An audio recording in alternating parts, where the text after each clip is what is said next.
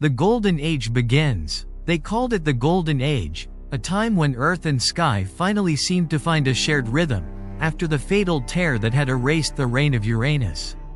After Cronus struck, the sky no longer pressed down like a heavy shield upon the earth, but pulled back just enough, for the light to soften, for the winds to grow gentle, for the breathing of the universe to slow, as if the world had exhaled after a storm that lasted since the dawn of existence. Under the hand of Cronus, the Titans began to shape a new order. Mountains rose higher. Rivers cut deeper through the land. Plains stretched out like carpets waiting for future life to tread upon. Gaia felt every tremor across her body, no longer as the cries of children locked away, but as the slow heartbeat of a world trying to learn what peace might feel like. Cronus sat upon his new sky throne, no longer the cold brilliance of Uranus, but a power forged from his own rebellion.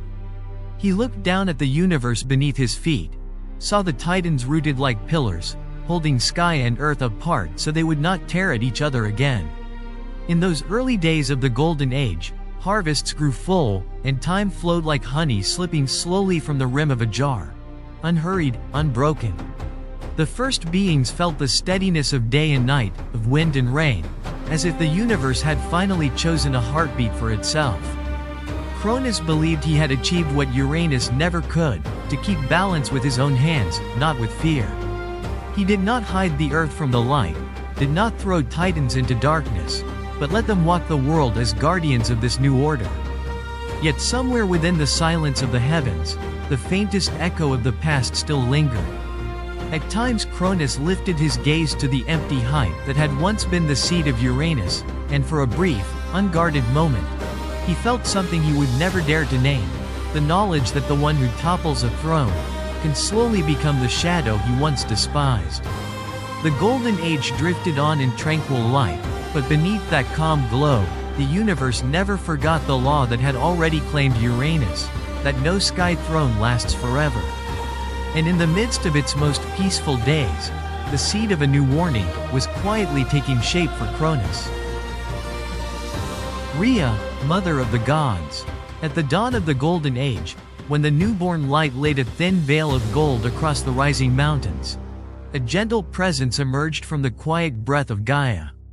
She moved like a calm river through the stillness, carrying the softness of the earth and the first warm whisper of the wind. Her name was Rhea. Unlike Gaia, vast and weighty as the heartbeat of the world, Rhea appeared as the gentle half the universe had been missing. Within her was a quiet strength, a tenderness that did not roar, but sustained, steadied, and kept the rhythm of existence from breaking apart. The Titans looked upon Rhea with silent reverence. In an age ruled by the sharp authority of Cronus, she was a soft ribbon of light among colossal forms, a moment of stillness wrapped inside the trembling pulse of divine power. Cronus, powerful in his newly claimed throne, found in Rhea something he could not grasp with the sickle that once tore open the heavens. Something subtle, but enduring, something that would not bow to might or fear. And from that strange harmony, they became the companions of this era. Wherever Rhea walked, young grass rose beneath her steps, waters calmed, and winds learned to soften. Not because she willed miracles, but because her presence was one. Rhea would one day be known as Mother of the Gods. Not only for the children she would bring into the world, but because within her existed what no other Titan possessed, the power to preserve life. Gaia granted creation, but Rhea granted continuity, the thread that holds existence together. Yet even as Rhea carried peace into the world, Cronus carried within him something she could not see, a shadow unformed, a fragment of prophecy left behind by the old sky. Rhea, with her serene gaze, did not yet know that her path would be shaped not only by motherhood, but by destiny. The destiny of the age of Cronus, and of the gods who would one day rise to reshape Olympus. For behind the quiet grace of Rhea, a tide had already begun to move. The Prophecy of Devouring. In the early days of the Golden Age, when the sky still carried the warmth of the sickle that Cronus used to unmake his father, a shadow drifted quietly across the heavens, like a forgotten echo from the age before. It was not wind, not the murmur of mountains, but the remnant of a prophecy. A warning shard, falling from the wound Cronus carved when he overthrew Uranus. It spoke of this: the one who holds the Titan throne would be consumed by his own child. Cronus, in the brilliant fire of his new reign, heard that prophecy as the sound of stone cracking beneath his feet. A small fracture, but unending, slipping into every silent gap of the sky he ruled. For Cronus, power was not only victory, but the constant guarding against what could not yet be seen. Gaia knew this. Uranus, in the quiet of his defeat, knew this. And the universe itself understood. Every summit casts the shadow of its own fall. Cronus stood at the height of his new world, watching his Titan siblings rebuild the order. Yet deep within his gaze, a faint tremor began to wake. Rhea, in her gentle radiance, did not hear that tremor. She only saw Cronus growing quieter, more guarded, as if unwilling to expose even the smallest crack in fate. When Rhea carried her first child, the Titan sky glowed brighter than usual. But Cronus, instead of joy, stepped backward into the shadow of himself. For he knew, the child about to be born was not only Rhea's son, but the first piece of the prophecy. And from that moment, the Golden Age was no longer pure light. It had begun to tremble, with the silent heartbeat of an unnamed fear.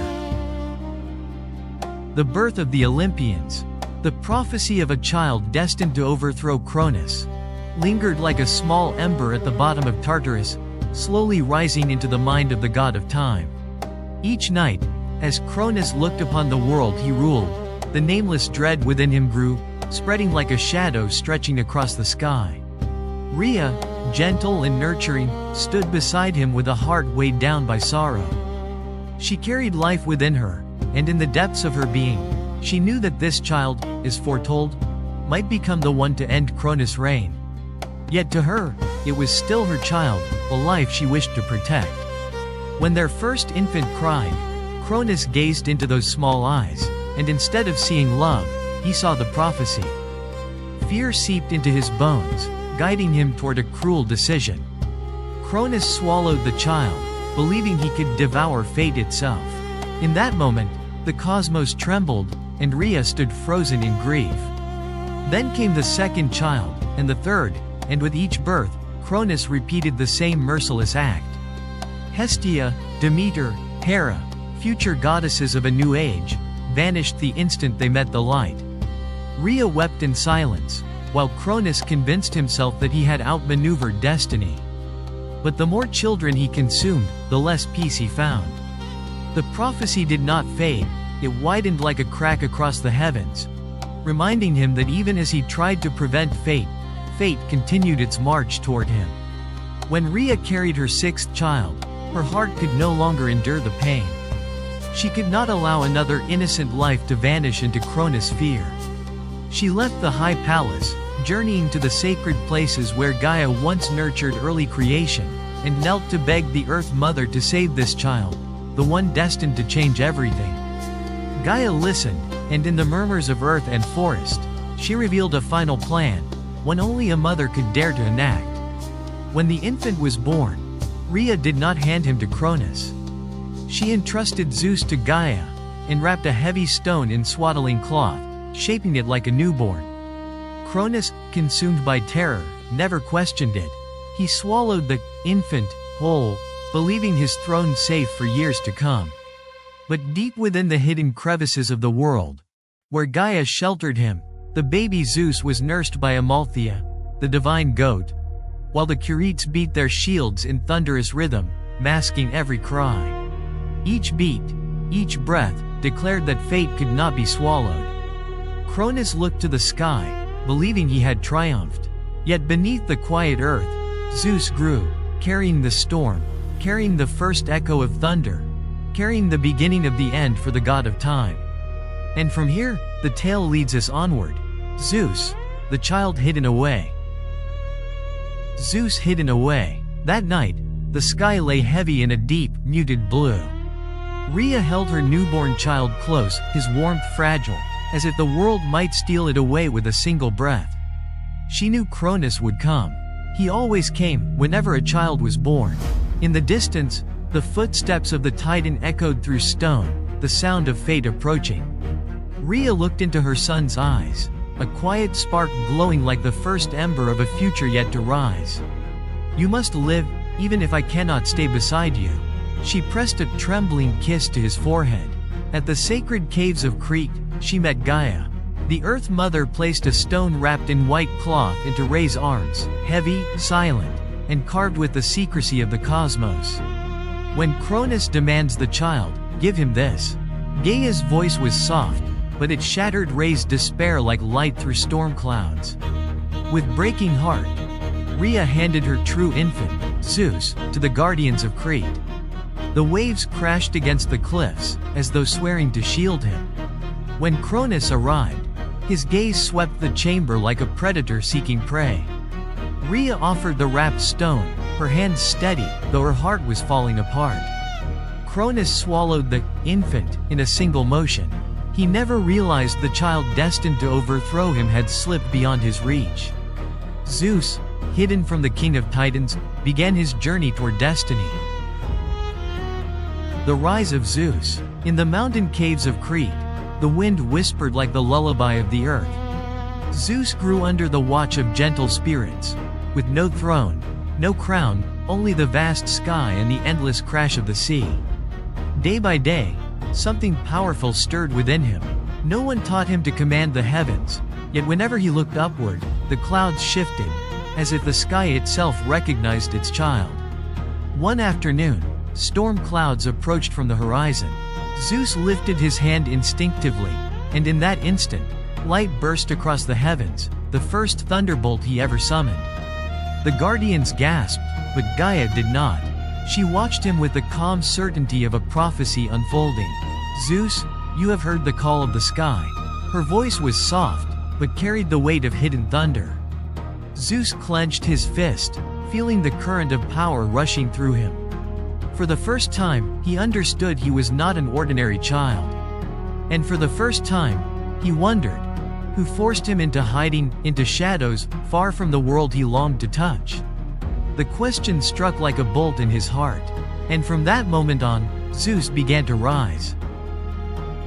The first thunder. On the cliffs of Crete, the wind shifted as if the sky itself held its breath. Zeus stood alone on the high stone ridge, gazing toward the horizon where storm clouds gathered like ancient veins of power. For years, he felt a quiet flame within him, faint, nameless. But today, that flame surged, swelling into something fierce and undeniable. The sky darkened, a deep tremor rose from the earth, humming beneath Zeus's bare feet. The guardians called his name, yet Zeus remained silent. He stepped forward onto a jutting rock, lifting his hands, not in defiance of the heavens, but in answer to them.